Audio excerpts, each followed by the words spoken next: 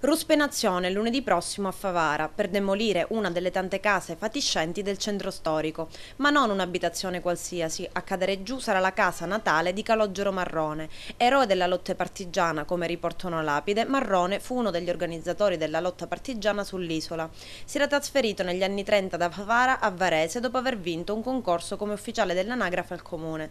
Grazie al suo ruolo riuscì a mettere in salvo dalle persecuzioni naziste 200 ebrei, rilasciando carte d'identità false che potessero sottrarre alla prigionia intere famiglie. Arrestato dall'SS, morì nel campo di concentramento di Dachau.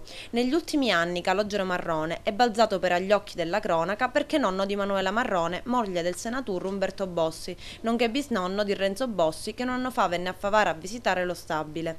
In realtà l'edificio da tempo non appartiene più agli eredi Marrone, eppure il fatto ha provocato un grande battage mediatico. Lei sa chi è Manuela Marrone?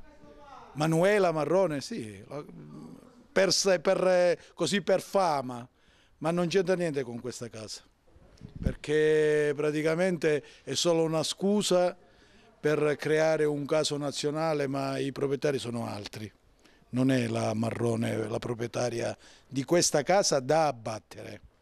La casa adesso appartiene ad una famiglia a cui da tempo il comune aveva notificato delle ordinanze per la messa in sicurezza della struttura, ma in assenza di interventi e stante il pericolo di crollo è stata decisa la demolizione. Noi questo lunedì famoso lo abbiamo già visto 15 giorni fa, poi il mercoledì successivo, il venerdì successivo doveva essere abbattuta, siamo a 3 settimane dal crollo del soffitto e ancora non abbiamo visto niente. Noi abbiamo lanciato un grido di aiuto e di allarme per tutti, perché la situazione è tragica per tutti noi.